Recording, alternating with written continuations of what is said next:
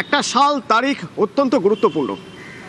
সাল 2008, 3রা October tata চলে গিয়েছিল রাজ্য থেকে। আনুষ্ঠানিকভাবে ঘোষণা করা হয়েছিল তারা এই রাজ্য থেকে তাদের প্রজেক্ট সরিয়ে নিয়ে যাচ্ছে, এবং তারপর থেকে যতবার শিল্প নিয়ে বিনিয়োগ নিয়ে কথা হয়েছে ওই একটাই কথা হয়েছে যে টাটাই এখানে কাজ করতে পারলো না, তো অন্যরা আর কাজ করবেন কি করে? বিনিয়োগ করে কাজ করার চেষ্টা করছেন কিন্তু পারছেন না। টাটা ফিরছে, টাটা ফিরছে, রাজ্যে টাটা ফিরবে, টাটাকে ফেরানো হবেই দাবি করছেন শ্রমিক ভট্টাচার্য।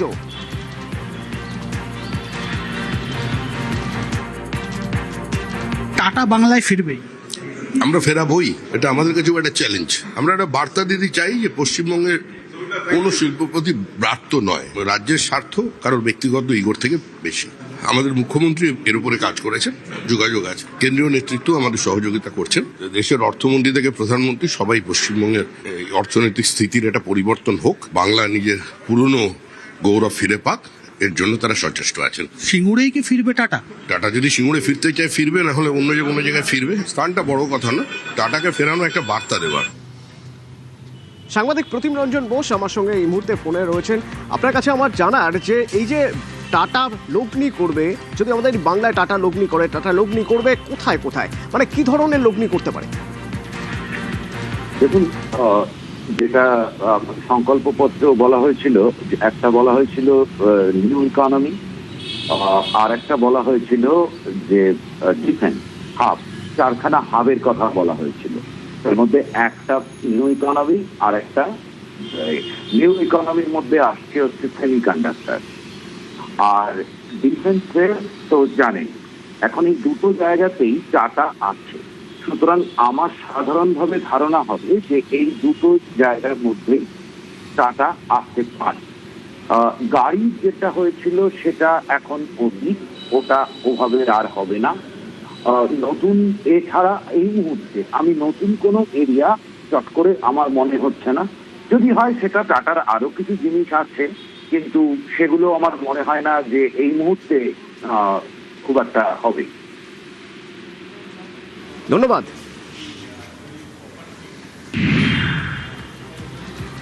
2008, 3রা অক্টোবর আক্ষেপ নিয়ে বাংলা ছেড়েছিলেন প্রয়াত রতন টাটা, কিন্তু সেই টাটা আবার ফিরছে। বাংলাকে টাটা, বাংলায় টাটাকে ফেরানো হবেই, বাংলায় টাটা ফিরবেই।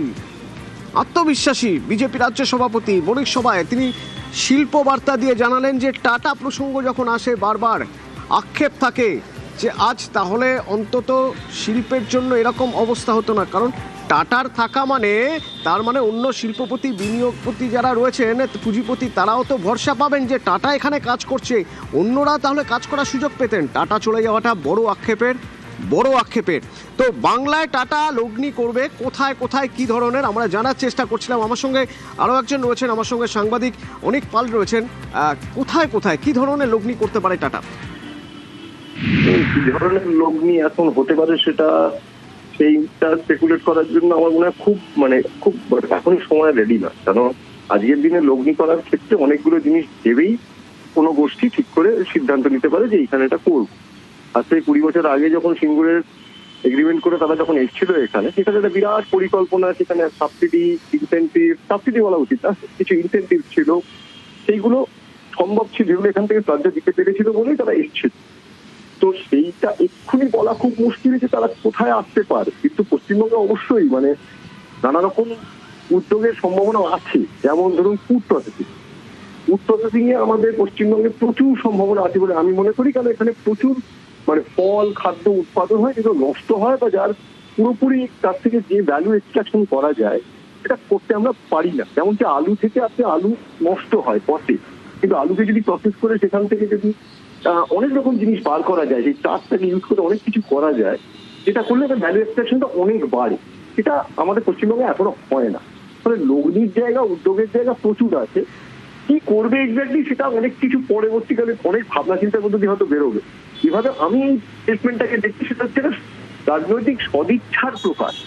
যেমন 2011 প্রাক্তন সরকার এসে বলেছিল সিঙ্গুরের জমি ফেরত দেওয়া হবে, দীর্ঘ মামলা মোকদ্দমা করে 16 যখন ফেরত দেওয়া হলো, তাতে সেই স্টেটমেন্ট অফ পারপাস সেই যে প্রমিসটা ফুলফিল হলো, কিন্তু যে পারপাসে ফেরত দেওয়া হবে মনে হয়েছিল, বলা হয়েছিল, তা কি হলো না, কিন্তু প্রমিসটা ফুলফিল হলো।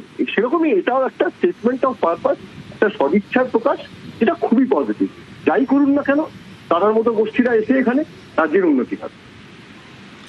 টাটার মতো গোষ্ঠী বা টাটা সাধারণত মানে আমি যদি আমাদের বাংলার দিক থেকেই দেখি, তাহলে কোন কোন জায়গায় তারা বিনিয়োগ করতে পারে বলে মনে হয়? মানে তারা মানে শুধু আমি যদি টাটার কথাই ভাবি, দেখুন এত বড় একটা কংগ্লোমারেট, যাদের মানে নুন থেকে গাড়ি অব্দি সব রকম জিনিস তারা বানায়, নানা রকম জিনিস তারা বানায়, নানা রকম নতুন জায়গায় তারা ঢুকছে, ফলে সম্ভাবনার কোনো সীমা নেই।